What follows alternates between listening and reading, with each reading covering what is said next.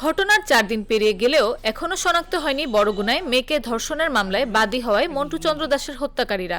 Police বলছে, ঘটনা তদন্ত করে আসামি শনাক্ত করা সময় সাপেক্ষ। ভুক্তভোগীর পরিবার সূত্রে জানা যায়, নিহত মন্টুর এক মেয়ে স্কুলে যাওয়ার পথে অপহরণের পর ধর্ষণের শিকার হয়।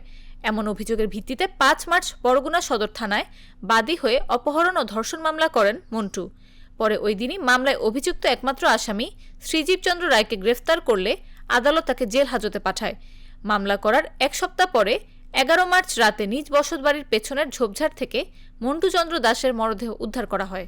আমার ভাইয়ের কোনো শত্রু নাই, শত্রু কেউ দেই না, আর ওর মতো ছেলে হয় না। শত্রু ওই যে মেয়েটার ঘটনার দিনই এই শত্রুটা বাইরে গেল। তুলি নিয়ে ধর্ষণ করছে, 1 রাত 1 দিন রাখছে, রাখার পর তাকে ডিসি পার্কের জায়গায় রাখতে গেছে।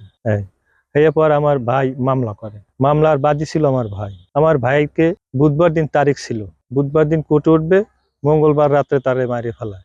এ ঘটনায় বুধবার নিহত মন্টু দাসের স্ত্রী শিখা রানী বরগুনা থানায় অজ্ঞাতনামা আসামিদের বিরুদ্ধে হত্যা মামলা করেছেন।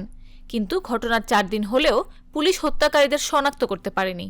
এদিকে ধর্ষণ ও অপহরণ মামলার পর পুলিশ শ্রীজীব চন্দ্র রায়কে গ্রেফতার করে।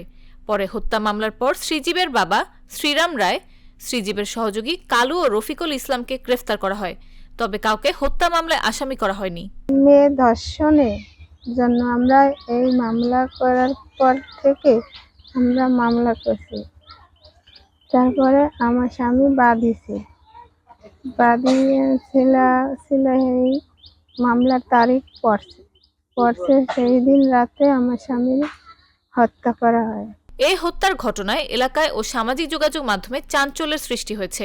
এলাকাবাসী ঘটনার সঙ্গে জড়িতদের দ্রুত আইনের আওতায় এনে শাস্তি সহ মন্টুর পরিবারের নিরাপত্তা দাবি করেছেন।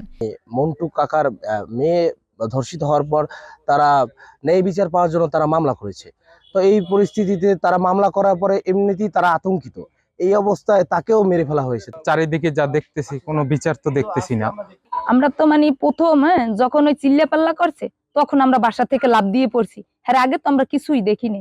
আইসা দেখি লাফ দিয়ে পড়িয়ে দেখি যে ওই জায়গায় সবাই ফোন দেয়, ফোন বাজতে আছে, আর মন্টুরে পাওয়া যাইতেছে না। তারপর ওই আমার দোস্তে যখন ডাকাডাকি করে যে মন্টু পিছনে মন্টুরে ফালাই গেছে মারিয়া, তখন আমরা সবাই যাই দেয় যে মন্টু ওই জায়গায় পড়িয়ে রয়েছে।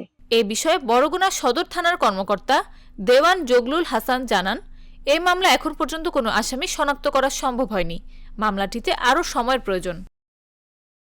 মন্টু হত্যার ঘটনার দিন আটককৃত 4 জনের বিষয়ে তিনি বলেন, সন্দেহজন 4 জনের মধ্যে 3 জনকে ধর্ষণ ও অপহরণের মামলায় গ্রেফতার দেখানো হয়েছে এবং একজনকে এ বিষয়ে সম্পৃক্ততা না পাওয়ায় মুচলেকা নিয়ে তার অভিভাবকের জিম্মায় দেওয়া হয়েছে। নাফিসা আব্দুল্লাহ, জাগো নিউজ।